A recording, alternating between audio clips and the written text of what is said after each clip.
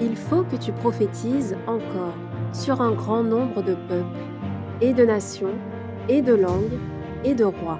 Apocalypse 10, verset 11. Telle est la mission que nous avons accepté de remplir jusqu'à ce que la terre soit éclairée de la gloire de Dieu.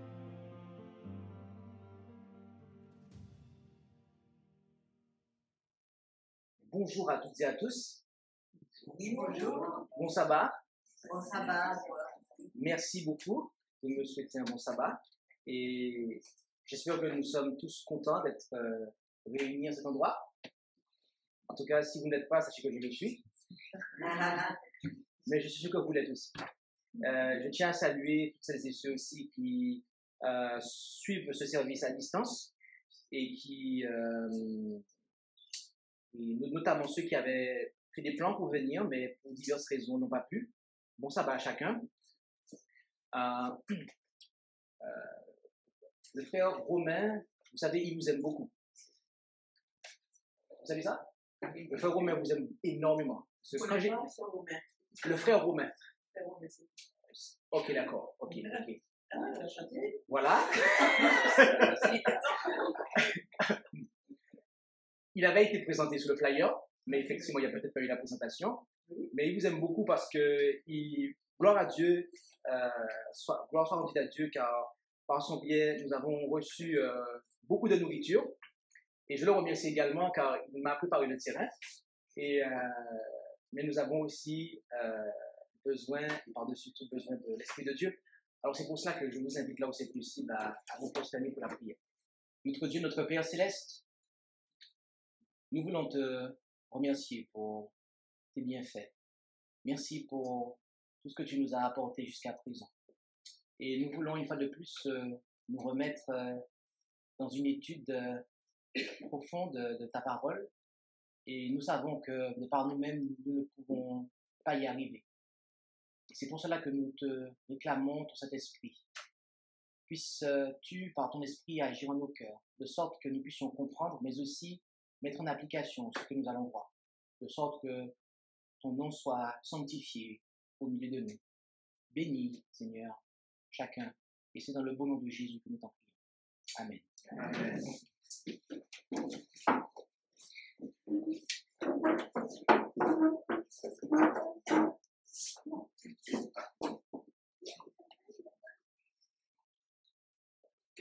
Le titre de cette présentation est une question. Une question assez simple. Comment observer le sabbat? Comment observer le sabbat? Rendons-nous dans notre premier texte qui se trouve en Matthieu 12, versets 10 à 13. Où allons-nous? C'est exact. Matthieu chapitre 12, versets 10 à 13, où nous lisons les paroles suivantes. Et il trouva un homme qui avait une main sèche, et ils lui demandèrent, pour avoir lieu de l'accuser, est-il permis de guérir dans les jours de sabbat? Et il leur dit, qui sera celui d'entre vous qui, ayant une brebis, si elle tombe le jour du sabbat dans une fosse, ne la prenne et ne la retire? Or, combien un homme vaut-il mieux qu'une brebis? Il est donc permis de faire du bien dans les jours de sabbat. Alors, il dit à cet homme, étends ta main, et il l'étendit, et elle devint saine comme l'autre. Jésus nous apprend ici qu'il est permis de faire du bien durant le jour du sabbat. Donc, c'est un jour où il est permis de faire du bien. Un autre passage nous dit ce qui suit. Il s'agit de Lévitique 23, verset 3. Lévitique 23, au verset 3, où nous lisons « On travaillera 6 jours, mais le 7e jour est le sabbat, le jour du repos. Il y aura une sainte convocation. Vous ne ferez aucune œuvre. C'est le sabbat de l'Éternel dans toutes vos demeures. »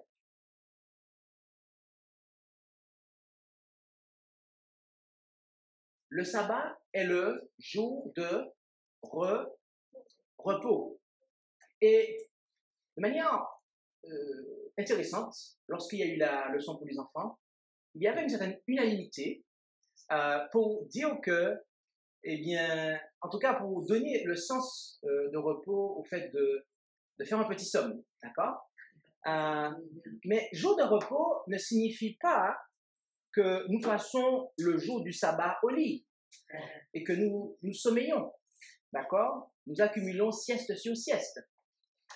Ou que nous passons les heures à ne rien faire.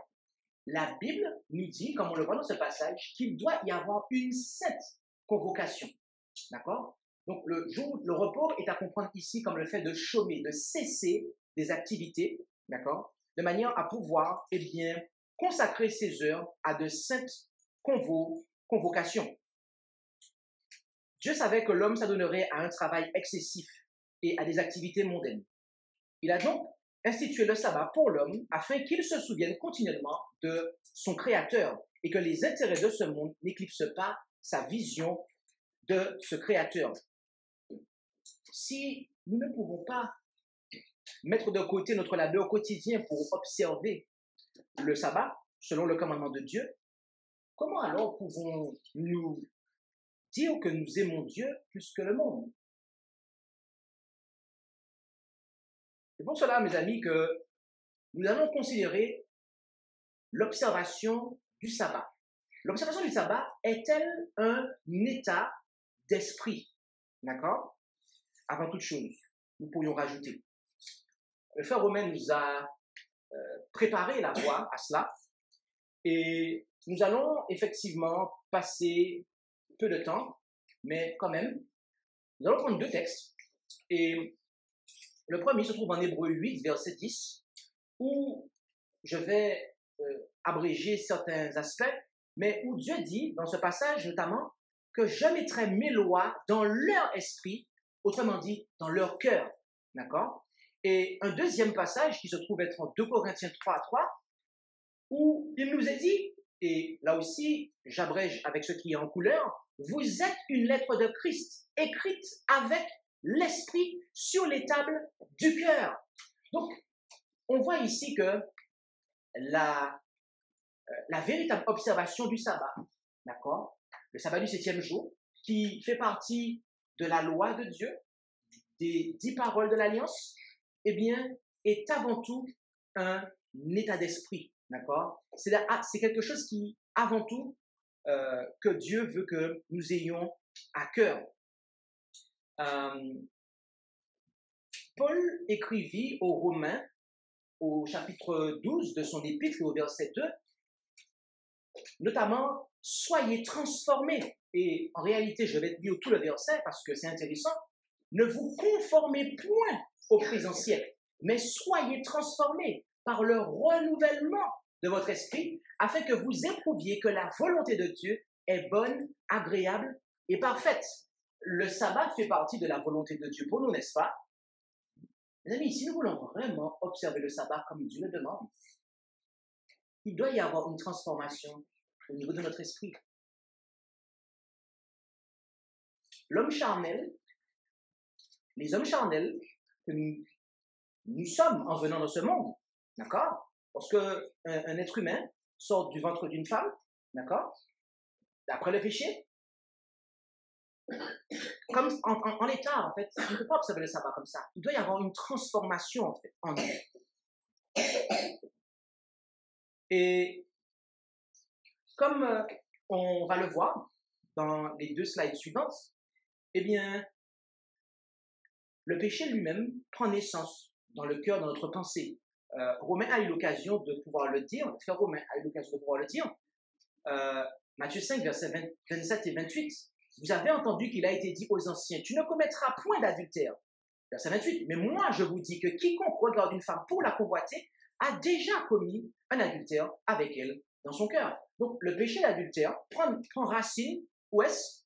Dans notre cœur, dans notre pensée. Et il en est de même, en fait, avec notre exemple, qui est celui de meurtre. En effet, en 1 Jean, chapitre 3, verset 15, nous lisons là que quiconque est son frère est un meurtrier. Et vous savez qu'aucun meurtrier n'a la vie éternelle demeurant en lui.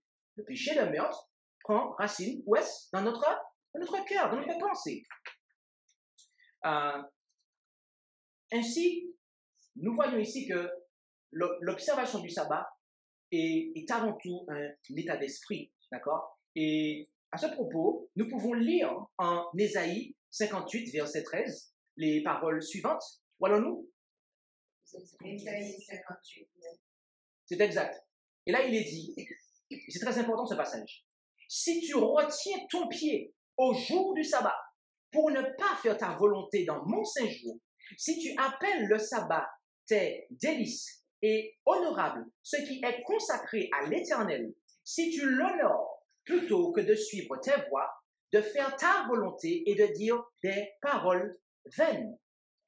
On voit qu'ici, se référant au sabbat, Dieu nous demande de l'appeler le jour, de l'appeler en fait le délice, et que nous devons nous abstenir de suivre nos voies, de faire notre volonté, d'accord?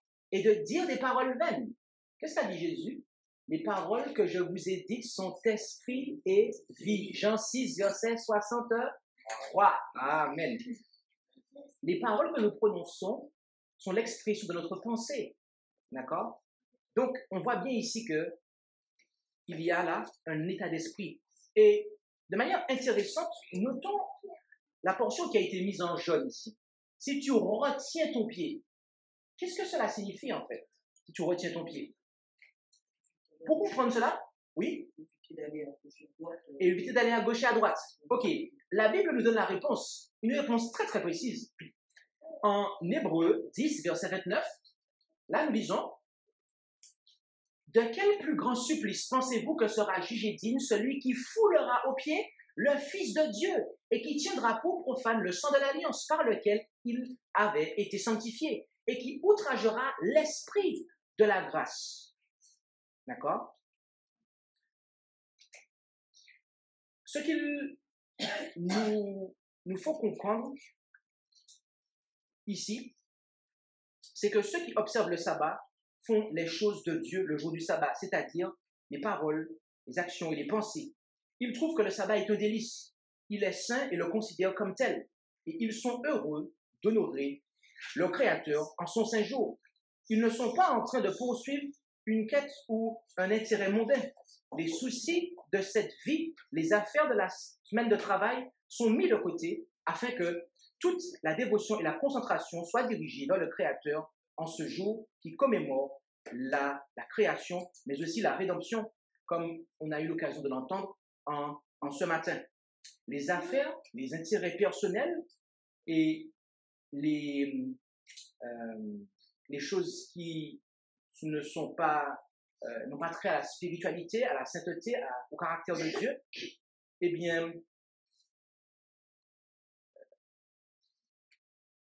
s'ils ne constituent pas un péché en soi un autre jour, eh bien, si ils sont placés dans le jour du sabbat, eh bien, à ce moment-là, cela constitue une violation, d'accord, du quatrième commandement. Et donc, ici, nous voyons que lorsqu'il est dit de fouler au pied, d'accord, si tu retiens ton pied, autrement dit, c'est de ne pas fouler au pied le sabbat. Parce que faire notre propre volonté le jour du sabbat, eh bien, ça revient en fait à anéantir le sacrifice de Jésus pour nous, en fait.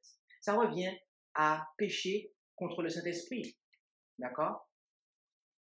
Oui, c'est tout ça, mes jeunes. Car Jésus est le maître du sabbat. Donc, si nous ne retournons pas notre pied au jour du sabbat, eh bien, c'est notre maître, Jésus, qui en sera offensé et son esprit qui sera contristé. L'Écriture nous dit en Amos 8, verset 5, où allons-nous? C'est exact. Nous lisons là, en Amos 8, verset 5, qui dit, quand la nouvelle lune sera-t-elle passée pour que nous vendions le blé et le sabbat, pour que nous ouvrions les greniers en diminuant les l'épha, en augmentant le cycle et en faussant la balance pour tromper. Nous voyons ici l'état d'esprit de ceux qui n'observent pas le sabbat. Car alors qu'ils sont dans le jour du sabbat, ils font déjà des plans en fait de commerce pour après le sabbat. Et lorsque nous lisons le contexte de ces versets, nous voyons que Dieu ne prend pas plaisir dans les hommes et les femmes qui pensent ainsi dans leur cœur. Comme il a été dit dans la présentation du frère Romain, mes amis, le simple fait de penser à des affaires mondaines le jour du sabbat, eh bien, Dieu le considère comme étant une transgression même de cette institution. Qui doit se reposer le jour du sabbat? Alors, rendons-nous dans le commandement en question. Et lisons Exode 20, versets 8 à 11. Il nous est dit là, en Exode 20, versets 8 à 11. « Souviens-toi du jour du repos pour le sanctifier. Tu travailleras 6 jours et tu feras toute ton œuvre. Mais le 7e jour est le repos de l'Éternel ton Dieu. Tu ne feras aucune œuvre en ce jour-là, ni toi. » Mais il ne s'arrête pas là. Ni ton fils, ni ta fille, ni ton serviteur, ni ta servante, ni ton bétail, ni l'étranger qui est dans tes portes. Et je pourrais m'arrêter là. Voyez-vous, cela concerne notre propre personne, nous-mêmes, mais aussi toutes celles et ceux, en fait, qui sont rattachés à notre maison, d'accord? Ce n'est pas seulement nous-mêmes qui devons cesser de travailler le jour du sabbat, mais ce commandement englobe notre foyer, nos invités, nos employés et nos entreprises commerciales. Même l'animal qui laboure le champ doit se reposer. Cela signifie que lorsque nous cessons de travailler pour observer le sabbat, ceux qui travaillent pour nous et les entreprises que nous possédons ou dans lesquelles nous investissons ne travaillent pas non plus pour nous ce jour-là. Ils doivent être libres d'observer le sabbat selon leur propre conscience. Concernant les animaux, certains d'entre eux requièrent une certaine attention le jour du sabbat. Par exemple, ne pas traire une vache ou une chèvre pendant un jour laisserait l'animal dans une grande détresse et une grande douleur. L'animal doit être trait, mais avec un minimum de travail. Il ne doit pas y avoir de nettoyage ou d'entretien supplémentaire. L'attention portée aux animaux vise à soulager la souffrance en se rappelant que le sabbat est le jour de Dieu et qu'en aidant les animaux, nous respectons les directives qu'il a établies pour une véritable observance du sabbat.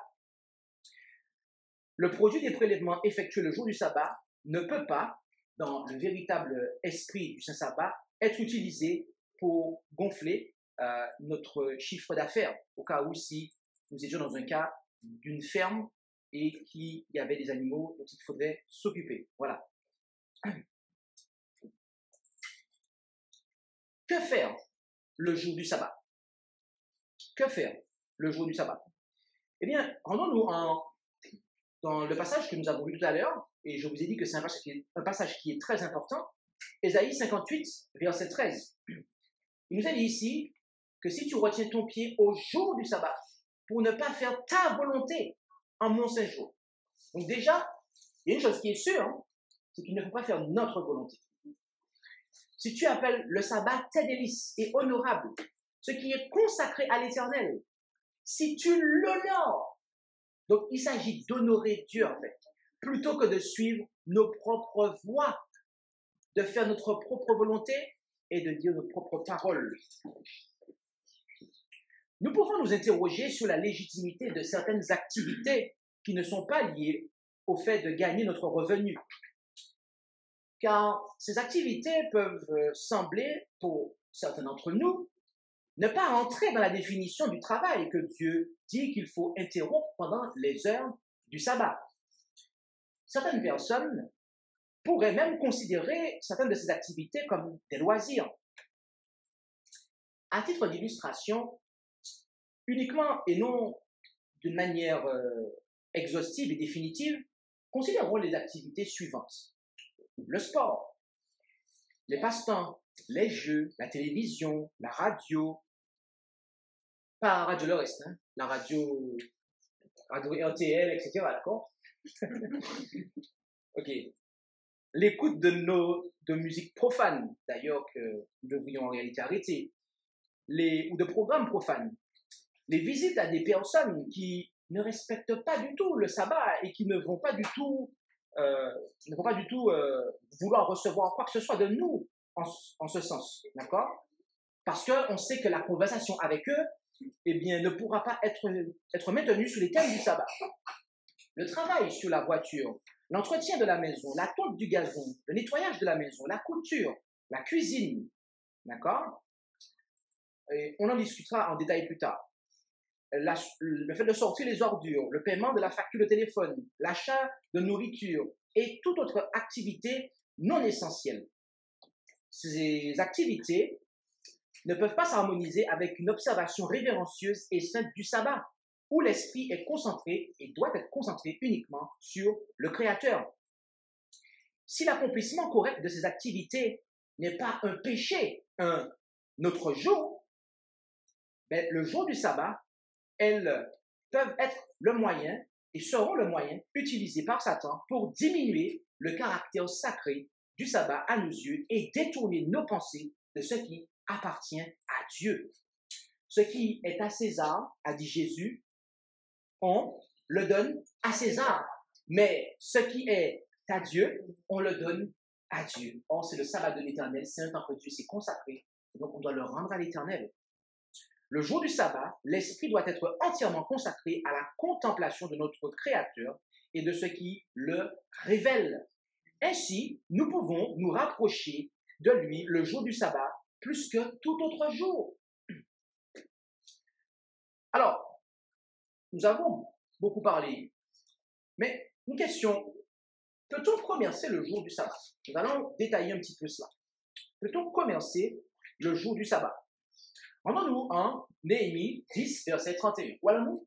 Néhémie 10, verset 31. C'est exact. En Néhémie, chapitre 10, verset 31, nous lisons « Et à ne prendre rien au jour du sabbat, ni dans un autre jour consacré, des peuples du pays qui apportent des marchandises et toutes sortes de denrées le jour du sabbat pour les vendre et à faire relâche la 7e année et à faire remise de toute dette. » Cela ne comprend pas seulement le commerce normal associé à nos moyens de subsistance et à notre industrie, mais englobe même l'achat de nourriture et d'articles domestiques.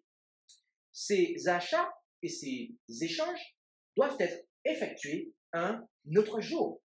Un autre passage dans le même livre est au chapitre 13 du livre de Néhémie, du verset 15 au verset 18, où nous pouvons lire là que en ces jours-là, je vis en Juda des gens qui foulaient au pressoir le jour du sabbat, et d'autres qui apportaient des gerbes et qui les chargeaient sur des ânes, ainsi que du vin, des raisins, des figues et toutes sortes de fardeaux, et les apportaient à Jérusalem le jour du sabbat.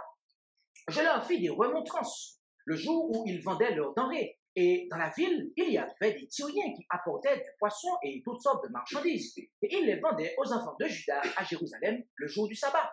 Je censurai donc les principaux de Juda et leur dis, « Quel mal faites-vous de profaner ainsi le jour du sabbat? Vos pères n'ont-ils pas fait de même? Et n'est-ce pas pour cela que notre Dieu fit venir tout ce mal sur nous et sur cette ville? Et vous augmentez l'ardeur de la colère de l'Éternel contre Israël en profanant le sabbat. » Donc, nous voyons qu'il est interdit de commercer, d'accord, le jour du sabbat. C'est véritablement interdit. Et nous allons prendre la suite de ce passage, du verset 19 au verset 22. C'est pourquoi, dès que le soleil s'était retiré des portes de Jérusalem, avant le sabbat, par mon commandement, on fermait les portes. Je commandais aussi qu'on ne les oublie point jusqu'après le sabbat. Et je fis tenir quelques-uns de mes gens aux portes afin qu'il n'entrât aucune charge le jour du sabbat. Et les marchands et ceux qui vendaient toutes sortes de marchandises passèrent la nuit, une fois ou deux, hors de Jérusalem. Je leur fis des remontrances et leur dis, pourquoi passez-vous la nuit devant la muraille? Si vous y retournez, je mettrai la main sur vous. Depuis ce temps-là, il ne vient plus le jour du sabbat. Je dis aussi aux Lévites de se purifier et de venir garder les portes pour sanctifier le jour du sabbat. Ô mon Dieu, souviens-toi de moi à cet égard et me pardonne selon la grandeur de ta miséricorde. Ici, il est encore plus manifeste que ce n'est pas la volonté de Dieu qu'il y ait du commerce le jour du sabbat, mais même le pré-commerce. Vous savez, je viens d'une île de la Caraïbe, très précisément des Antilles françaises, où il y a souvent la grève. Et des fois, il y a la grève à tel point on annonce qu'il n'y aura plus de carburant dans les stations-service. Et ce qui se passe, c'est que les gens vont faire la queue devant les stations-service, en fait. Mais si on est un adventiste, est-ce qu'on peut aller faire la queue à la fin du sabbat, comme ça, quand on va arriver à la pompe, le soleil sera couché, on pourra enfin payer l'essence. Qu'est-ce que c'est marqué là? Il fallait même pas passer, être devant la porte, en fait, dans l'intention d'aller commercer le jour du sabbat, en fait. Donc, chers frères et sœurs, ne faisons pas la queue dans notre voiture en attendant qu'à la fin de la queue, le soleil sera couché, d'accord? Nous n'avons pas, attendons vraiment que le sabbat soit terminé pour ne serait-ce que penser. Parce que quand nous sommes dans la queue, là, dans la station-service, on pense déjà à faire le carburant, en fait. Et l'état d'esprit n'y est pas. Et l'état d'esprit n'y est pas, c'est exact. Nous évitons tout achat et toute vente pendant les heures du sabbat. Cependant, si une crise devait survenir, comme un accident le jour du sabbat, le Christ ne refuse pas le traitement nécessaire à l'âme malheureuse. Et tout comme il a guéri le jour du sabbat, il serait heureux que ce qui est nécessaire soit qu'on puisse le procurer pour soulager la souffrance. Il est licite de faire du bien le jour du sabbat. Dieu a fait le sabbat pour l'homme et non l'homme pour le sabbat. Marc 2, verset 27. Comment préparer le sabbat? C'est une question très intéressante. Comment préparer le sabbat? La première chose qu'il nous faudrait souligner ici, c'est ce qui nous est dit au verset 8 d'Exode 20. Souviens-toi du jour du repos pour le sanctifier. Autrement dit, de manière à pouvoir sanctifier le jour de repos, il faut déjà s'en souvenir. Il faut déjà s'en souvenir. Une juste observation du sabbat nécessite une préparation. L'instruction de se souvenir du sabbat vise à conseiller une préparation adéquate afin que le travail qui peut être évité le jour du sabbat ne devienne pas une nécessité pressante faute de préparation préalable. Par exemple, s'occuper des animaux, se protéger contre les intempéries, acheter de la nourriture et du carburant en quantité suffisante, nettoyer ses chaussures, préparer les vêtements, nettoyer la maison, préparer la nourriture, préparer la voiture, comme réparer le pneu crevé qui s'est produit plus tôt dans la semaine et ainsi de suite. En Luc 23, versets 54 à 56, nous lisons « C'était le jour de la préparation et le sabbat allait commencer. » Et je m'arrêterai là, je lirai simplement le premier verset de la slide. Le jour de la préparation précède le jour du sabbat. D'accord? Et l'histoire montre que les Juifs n'ont pas changé de jour pour le jour qu'ils observaient. D'accord? Et donc, de par cela, nous savons que le sabbat a bien lieu le samedi. Quel autre argument, quelle autre explication que nous avons, mis à part les Juifs? La langue. Dans toutes les langues, le samedi, sabbado, etc.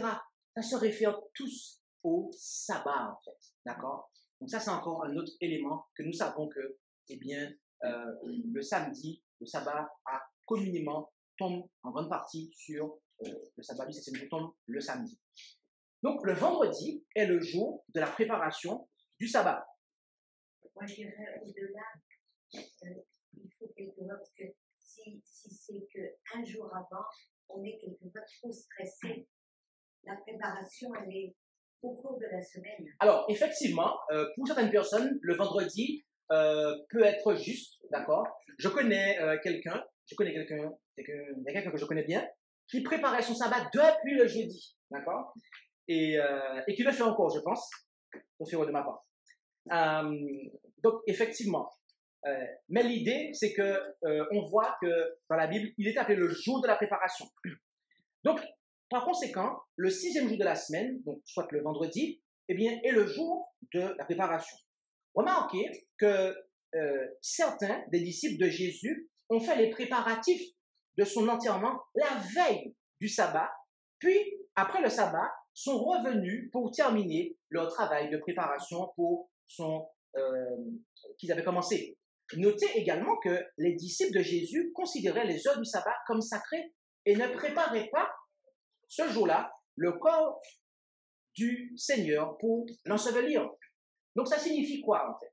Que s'il advienne que nous ayons un événement malheureux, tel qu'un décès, eh bien cela ne doit pas nous empêcher, en tout cas, de pouvoir observer le sabbat. C'est quelque chose qui doit être prise en considération. Également, Pardon, s'il y a une naissance. Alors, on me pose la question, s'il y a une naissance. Alors, je raisonne, hein. Je me vois mal qu'on dise à la femme, madame, car dès le bébé, je ne pense pas que. Après, il faut aussi tenir compte de la maman. Je veux dire, je ne suis pas sûr que ce sera lui faire du bien que de la voir serrer les jambes jusqu'à la fin du sabbat. Je ne suis pas sûr que ça soit. D'accord? Donc, il est permis de faire du bien.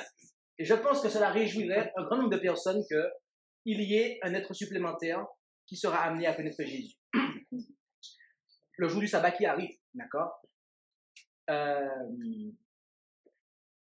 Le temps de la préparation. En Exode 16, versets 22 à 26, nous lisons en Exode 16, versets 22 à 26, « Et le 6e jour, ils recueillirent du pain au double, 2 homères pour chacun. Et tous les principaux de l'assemblée vinrent le rapporter à Moïse. Et il leur répondit, « C'est ce que l'Éternel a dit, demain est le repos, le sabbat consacré à l'Éternel. Faites cuire ce que vous avez à faire cuire et faites bouillir ce que vous avez à bouillir. Et serrez tout le surplus pour le garder jusqu'au matin. » Ils le serrèrent donc jusqu'au matin, comme Moïse l'avait commandé, et il ne sentit point mauvais, et il n'y eut point de verre. Alors Moïse dit, « Mangez-le aujourd'hui, car c'est aujourd'hui le sabbat de l'Éternel. Aujourd'hui, vous n'en aurez point dans les champs. Pendant 6 jours, vous le recueillerez, mais au 7e jour, qui est le sabbat, il n'y en aura point. » La cuisson doit être faite le jour de la préparation, en tout cas au minimum, avant le sabbat, et gardée pour être mangée le jour suivant. Dieu a promis qu'elle ne se gâtera pas. On peut le voir au verset 24, si elle est correctement conservée. Pendant l'hiver, lorsque la nourriture chaude est bénéfique, eh bien, la nourriture préparée précédemment peut être chauffée. Quoi? C'est pas vrai? Certains me diront. Ok? Alors, attendez quelques instants, on va traiter ça dans un petit moment. Mais la majeure partie des préparatifs culinaires, dit le Seigneur, doit être faite en dehors des heures du sabbat. Cela impliquera un minimum de travail le jour du sabbat. Cela sera une bénédiction et le foyer sera libre de profiter du repos et du caractère sacré du saint jour de Dieu. En Exode 35, verset 3, nous lisons, Exode 35, verset 3, il nous est dit, « Vous n'allumerez point de feu dans aucune de vos demeures le jour du sabbat. » Là-dessus, certains diront, ce verset-là vient de contredire ce que vous venez de dire, pasteur.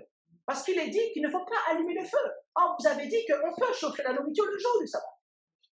Comment comprendre cette déclaration? Comment comprendre cette déclaration concernant l'interdiction d'allumer un feu? Voyez-vous, mes amis, Dieu est un Dieu compatissant et il désire que nous nous réjouissions du sabbat Ce qui serait difficile à faire si le temps était froid et qu'il n'y avait pas de feu. Je pense que les gens souhaiteraient que le sabbat soit terminé, afin qu'on puisse vite faire allumer un feu et se chauffer. Dieu refuserait-il à son peuple de se chauffer le jour du sabbat? Rendons-nous en Jacques 2, versets 15 et 16. Le sabbat, c'est un jour pour faire quoi? Du bien, n'est-ce pas? D'accord. Et si un frère ou une sœur sont nus et qu'ils manquent de la nourriture de chaque jour et que quelqu'un de vous leur dise « Allez en paix, chauffez-vous et vous rassasiez » et que vous ne leur donniez point ce qui leur est nécessaire pour le corps, à quoi cela sert-il?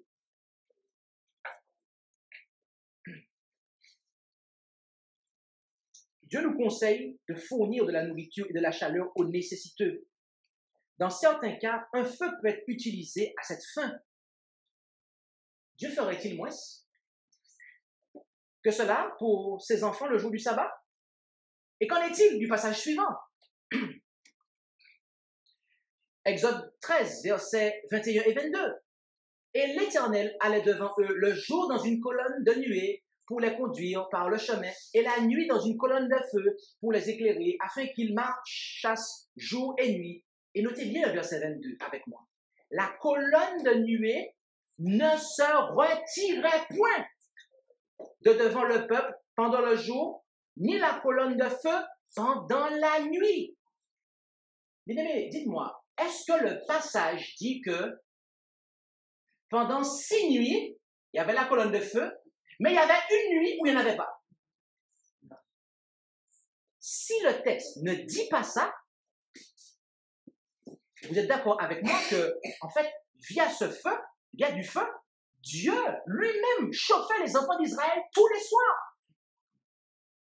Alors pourquoi refuserait-il aujourd'hui que nous puissions nous chauffer en hiver? Ça a du sens, non? Ça a du sens. Dieu ne change pas, mes amis. Dieu ne change pas. Dieu ne voudrait pas que son peuple méprise le sabbat, qu'il fasse du feu et profite du confort et de la sérénité du sabbat.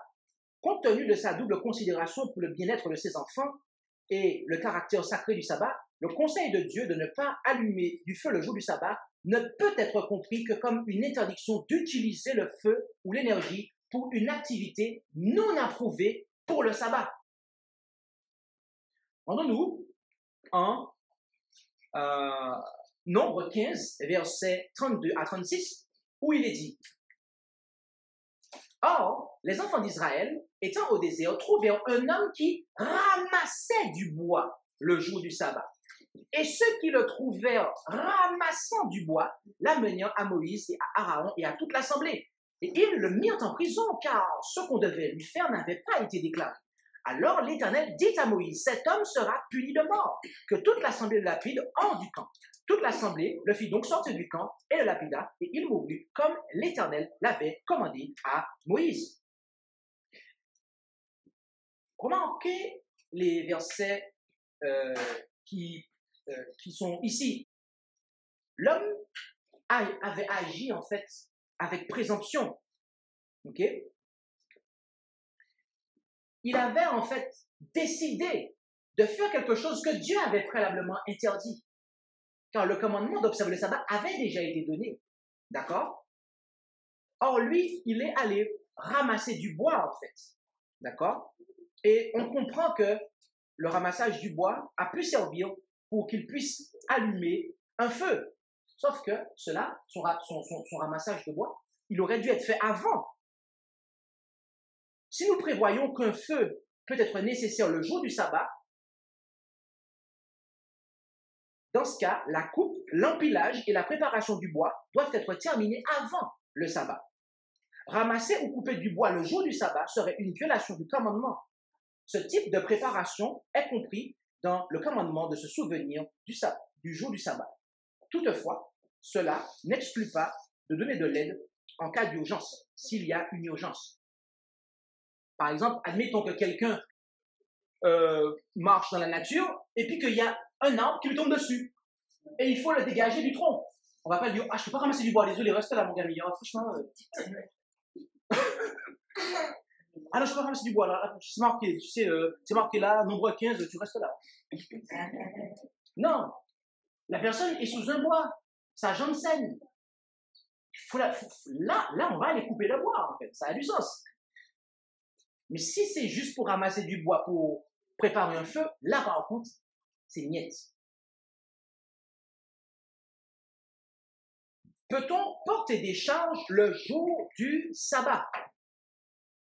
Rendons-nous, des fardeaux, des charges, oui. Rendons-nous en Jérémie 17, versets 21 et 22, où il est dit, « Ainsi a dit l'Éternel, prenez garde à vos âmes et ne portez aucun fardeau le jour du sabbat, et n'en faites point passer par les portes de Jérusalem, et ne transportez hors de vos maisons aucun fardeau le jour du sabbat, et ne faites aucune œuvre, mais sanctifiez le jour du sabbat, comme je l'ai demandé à vos pères. »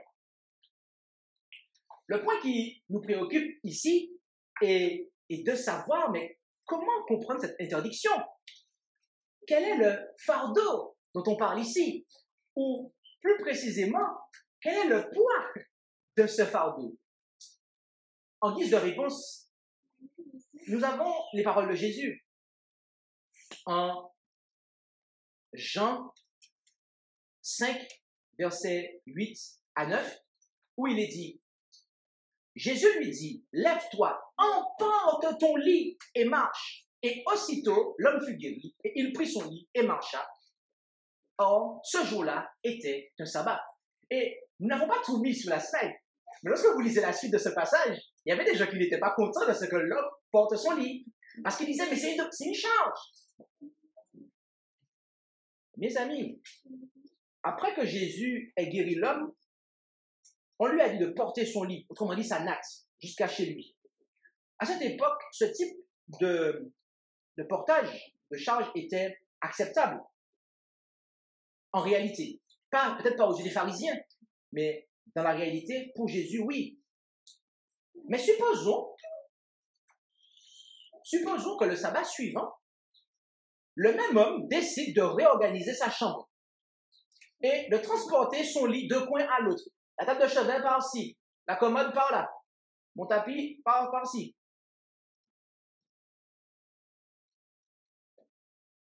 Est-ce qu'il en sera de même? Non, il n'en sera pas de même, puisque là, il était couché, en fait, devant tout le monde. Donc, il convenait qu'il puisse, en fait, ne pas rester dans cet état. D'accord? Ce n'était pas quelque chose de prémédité. Une distance beaucoup plus courte, certes, le fait de déplacer son lit dans sa propre chambre, mais totalement inutile. L'homme, dans ce cas-là, s'il avait le sabbat suivant déplacé son lit dans sa chambre, aurait rompu le sabbat, alors que là, il ne l'a pas fait. Pourquoi? Parce que ce n'était pas prémédité, en fait. Nous nous empressons d'ajouter qu'il serait très improbable que l'homme enfreigne le sabbat, car son cœur débordait d'amour, d'appréciation et de reconnaissance et de louange au Dieu du ciel, qui lui a donné une nouvelle vie.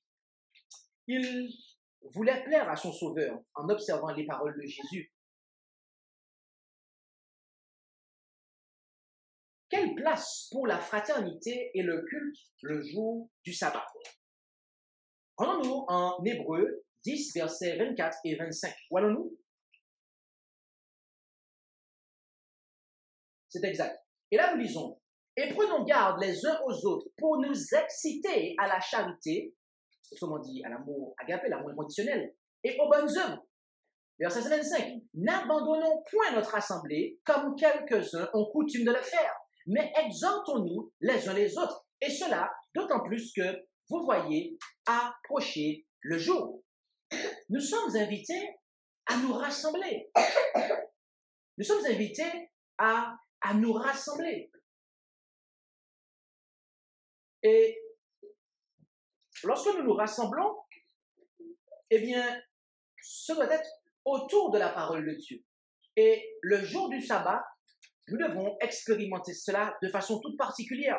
En effet, en Acte 13, versets 14 à 16, 42 et 44, Acte 13, versets 14 à 16 et 42 et 44, nous lisons Pour eux, étant partis de Perge, ils vinrent à Antioche de Pisidie. Et étant entrés dans la synagogue le jour du sabbat, ils s'assirent. Et après la lecture de la loi et des prophètes, les principaux de la synagogue leur envoyèrent dire, « Hommes, frères, si vous avez quelques exhortations à faire au peuple, faites-la. »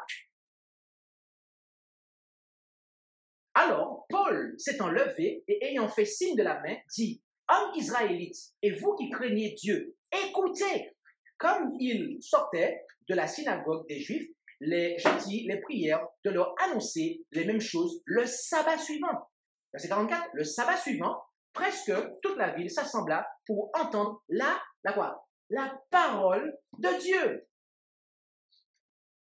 L'une des joies qui doit être la nôtre en tant que chrétien est de pouvoir entendre la parole de Dieu être prêchée et enseignée, et de manière aussi à pouvoir témoigner personnellement de sa propre expérience, afin que d'autres soient exhortés et amenés à rechercher le Seigneur. Aussi, en Actes 17, versets 2 et 3, nous lisons « Et Paul, selon sa coutume, entra vers eux, et pendant 3 jours de sabbat, les entretint des Écritures, démontrant et faisant voir qu'il avait fallu que le Christ souffrit et qu'il ressuscita des morts, et disant, ce Christ, c'est Jésus que je vous annonce. » Donc, on voit que Paul avait l'habitude, le jour du sabbat, de se rassembler afin de pouvoir s'entretenir concernant les Écritures. Il s'agissait là de 7 convocations, comme nous l'avons lu au tout début de cette présentation. Quelle doit être notre attitude dans le lieu de culte le jour du sabbat? À ce propos, nous lisons en Lévitique 19, verset 30, « Vous observerez mes sabbats et vous révérerez mon sanctuaire. Je suis l'Éternel. » Donc, associé à l'observation du sabbat, il y a la révérence du lieu où l'on invoque l'Éternel, mes amis. Habakkuk 2, verset 20 nous dit, « Mais l'Éternel est dans le temple de sa sainteté, que toute la terre se taise en sa présence. » Autrement dit, lorsque l'Éternel manifeste sa présence, lorsqu'il parle, autrement dit, lorsque sa parole est prêchée, la terre, ses habitants, les hommes qui écoutent doivent faire silence. Adultes comme enfants ne doivent pas parler pendant la prédication.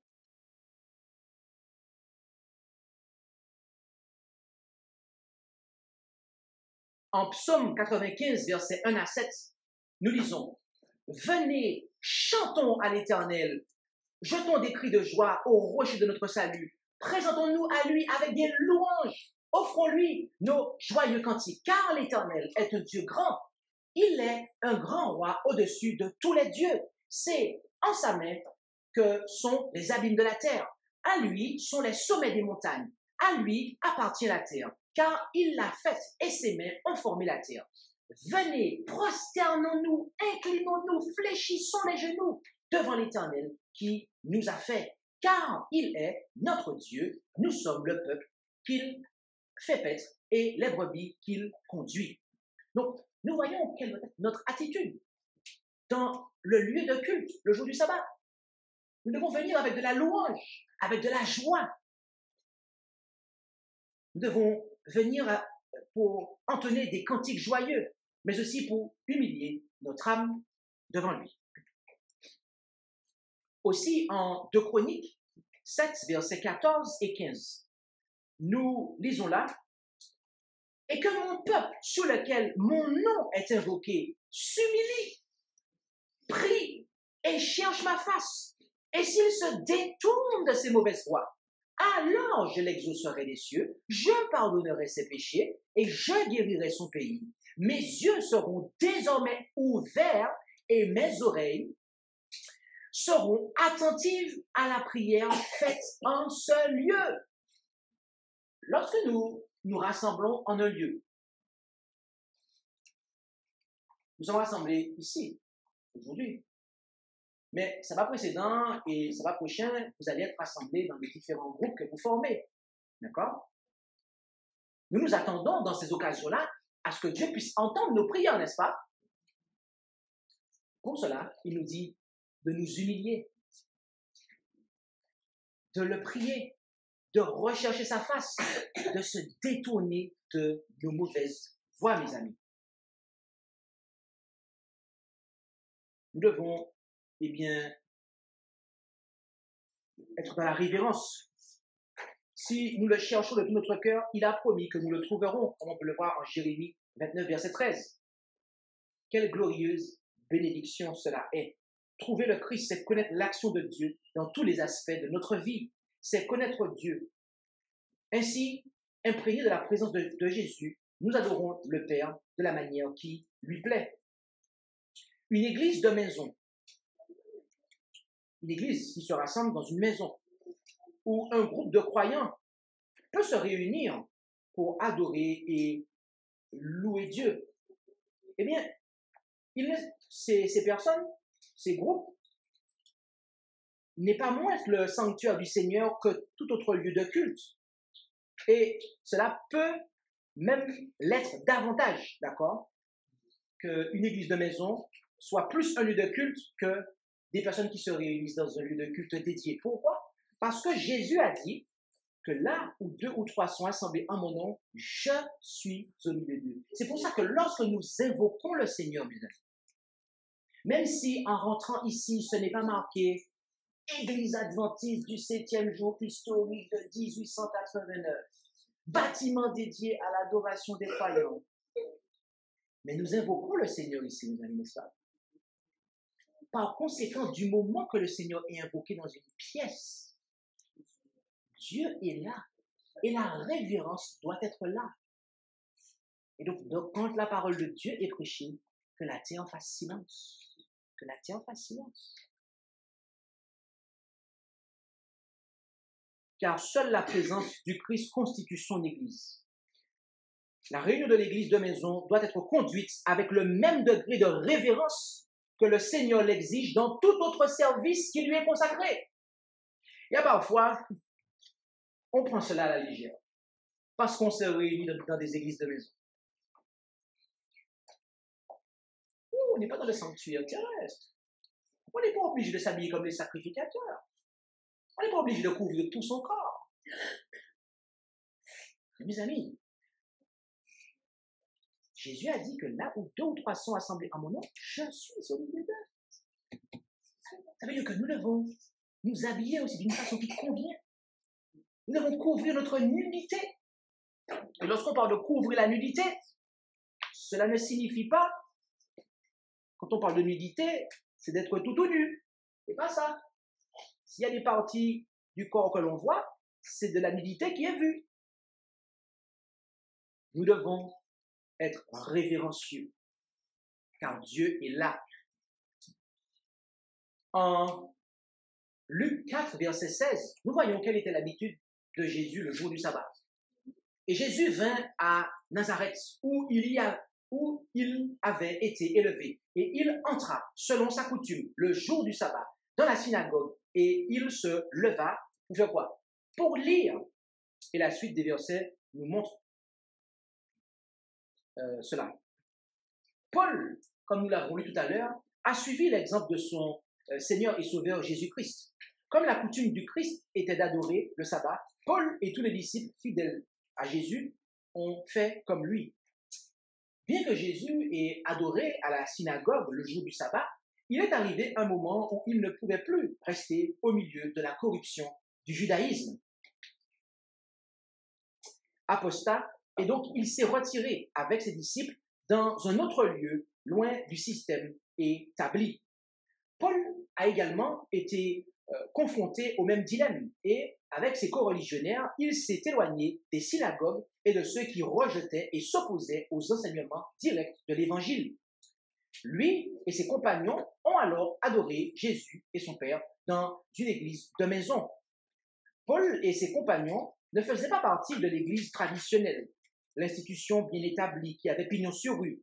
Et bien que leur sanctuaire ait été la maison d'un croyant, Dieu a démontré qu'il acceptait les louanges qui lui étaient offertes par cette église de maison qui lui était fidèle lorsqu'il a accompli des miracles particuliers par l'intermédiaire de son serviteur obéissant. Et on peut le voir en Acte 19, versets 11 et 12. Enfin, pour cette partie, rendons-nous en Jacques 4, versets 19 à 24, où nous lisons, où allons-nous? C'est exact. Là, nous lisons, la femme lui dit, Seigneur, je vois que tu es un prophète. Nos pères ont adoré sur cette montagne. Et vous, vous dites que le lieu où il faut adorer est à Jérusalem. Jésus lui dit, femme, crois-moi, le temps vient que vous n'adorerez plus le Père ni sur cette montagne, ni à Jérusalem. Vous adorez ce que vous ne connaissez pas. Pour nous, nous adorons ce que nous connaissons, car le salut vient des Juifs. Mais l'heure vient, et elle est déjà venue, que les vrais adorateurs adoreront le Père en esprit et en vérité, car le Père demande de tels adorateurs. Dieu est esprit, et il faut que ceux qui l'adorent en esprit et en vérité. Voici l'adoration, mes amis, que Dieu demande et qu'il accepte. Montagne et Jérusalem sont des termes qui font référence au lieu de culte. L'Église qui est fidèle à Dieu, l'Israël spirituel, est composé de ceux qui vivent à la hauteur ou en conformité avec toute la lumière qu'ils ont reçue.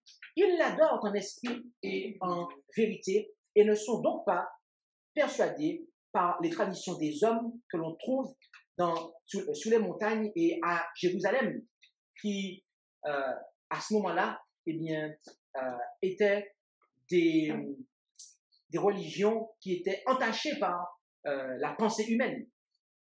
Afin de garder les commandements de Dieu, il peut être nécessaire de nous placer dans une position où nous sommes libres de les garder sans la dissuasion des hommes.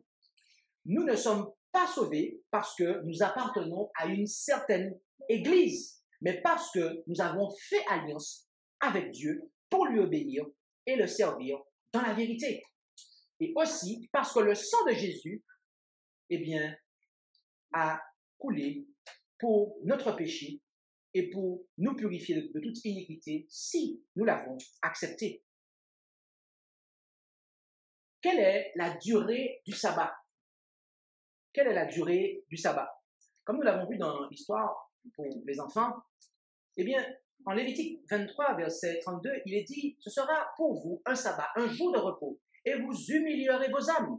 Le 9e jour du mois, au soir, d'un soir à l'autre soir, vous célébrerez votre sabbat. D'accord? Et en Marc 1, verset 32, on nous dit que sur le soir, quand le soleil fut couché, donc on parle ici au coucher du soleil, en fait. Au coucher du soleil, d'accord? Donc les limites du sabbat sont du coucher du soleil, le vendredi, au coucher du soleil, le samedi. Les enfants, les limites du sabbat, c'est quand? Oh là là. Aujourd'hui. Le sabbat commence au coucher du soleil le vendredi et se termine au coucher du soleil le samedi. D'accord? On répète ça ensemble? Le sabbat commence au coucher du soleil le vendredi et se termine au coucher du soleil le samedi. C'est exact. Amen.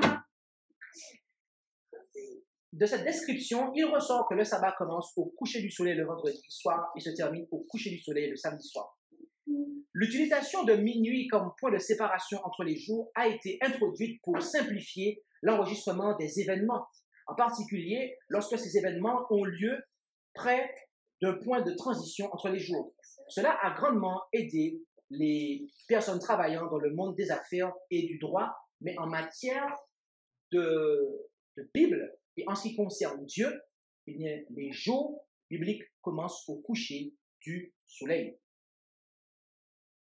En Genèse 1, verset 5, nous lisons « Et Dieu nomma la lumière jour, et il nomma les ténèbres nuit. Et il y eut un soir, et il y eut un matin. Ce fut le premier jour. » D'accord? Comme on l'a vu dans la leçon des enfants et tout à l'heure aussi. D'accord? Un jour se compose d'une partie sombre et d'une partie claire. La partie sombre étant la première, suivie de la partie claire, d'où l'expression le soir et le matin était le jour 1, 2, 3, 4 jusqu'à 6 et 7. Un jour est déterminé par une rotation de la Terre, une période de 24 heures. Chaque jour de la semaine de la création n'est pas une période de temps indéterminée de plusieurs années. Si c'était le cas, alors, lorsque Dieu a béni le premier jour du sabbat, qu'aurait-il béni? Le sabbat du 7e jour perd toute signification sous un tel concept. La tentative de fusionner l'évolution et la création en décrivant les jours de la création comme de longues périodes de temps est totalement incongrue et ne s'accorde tout simplement pas avec les faits que la Bible nous présente.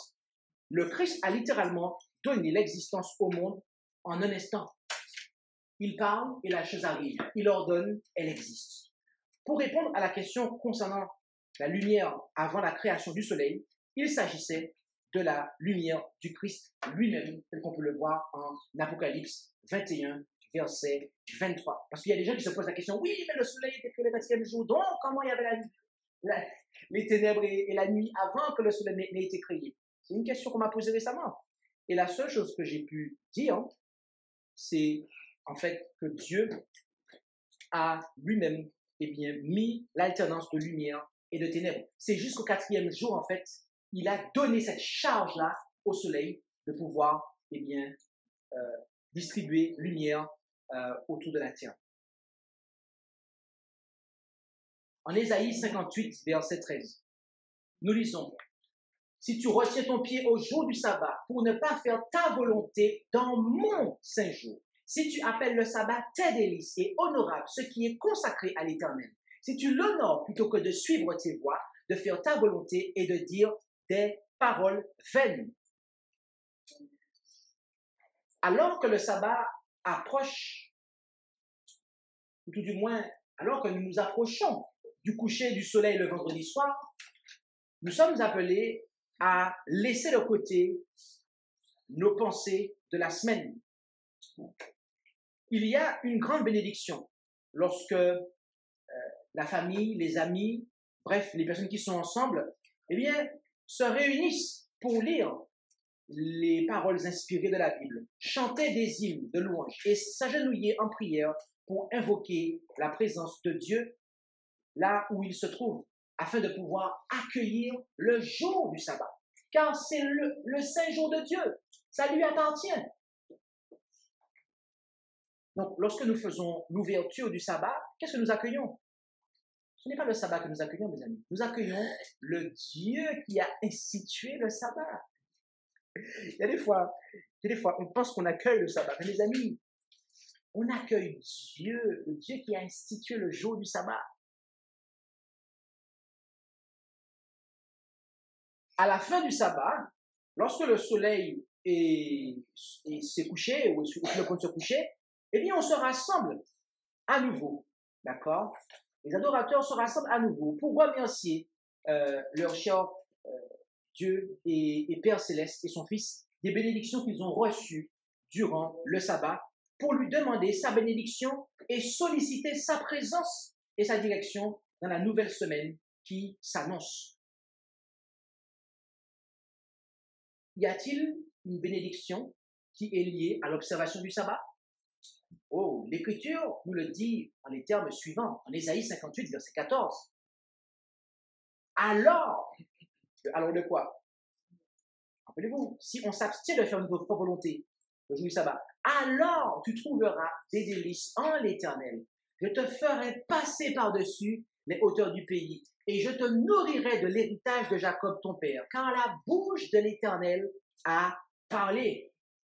Car la bouche de l'Éternel a parlé. L'héritage de Jacob, de quoi s'agit-il? Est-ce les bœufs et les brebis que Jacob avait? L'héritage de Jacob est la promesse de la vie éternelle donnée à chaque âme comptée comme la semence d'Abraham. Et nous pouvons lire cela en Michée 7, versets 18 à 20.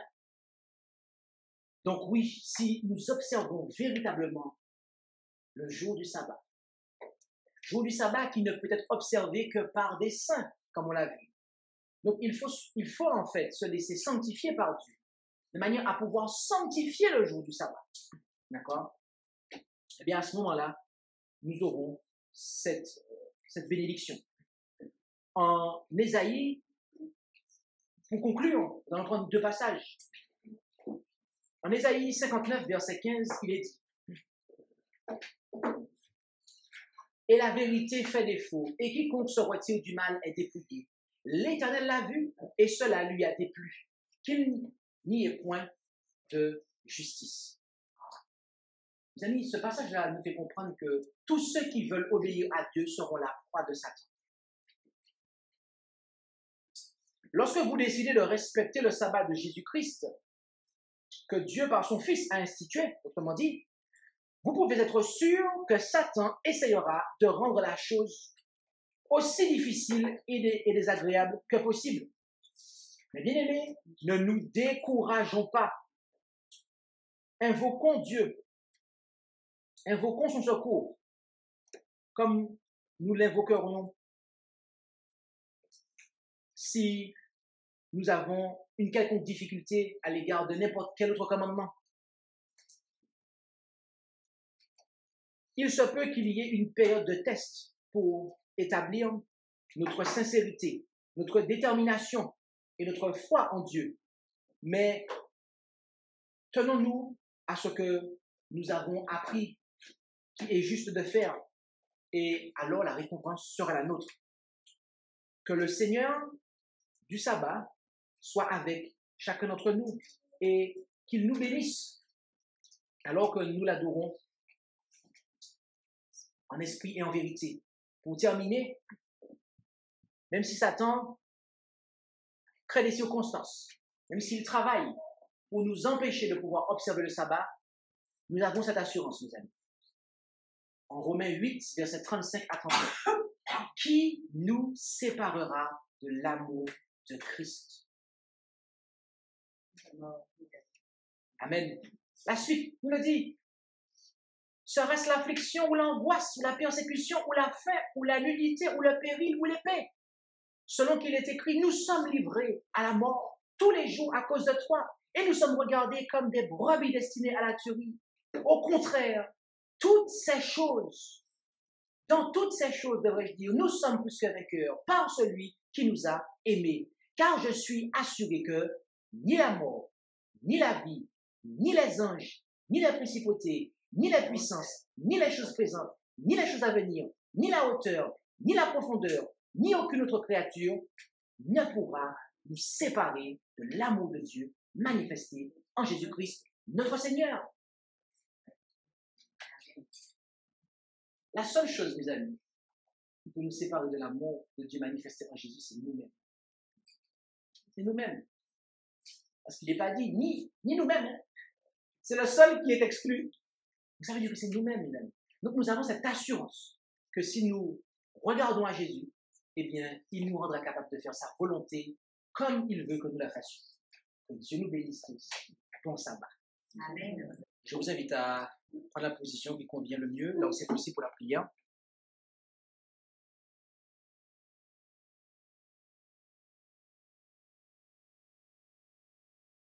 Notre Dieu, notre Père céleste, nous voulons te remercier pour ta parole qui est une lampe à nos pieds et une lumière sur notre sentier. Nous te prions de bien vouloir nous aider à mettre en application tout ce que nous avons appris concernant ton sabbat. Et de sorte que nous soyons à même d'opérer les changements qu'il convient d'opérer afin de pouvoir te glorifier comme tu l'entends et de nous approcher de toi. Car tu t'es toi-même approché de nous en Jésus et tu nous invites à venir maintenant à toi en Jésus.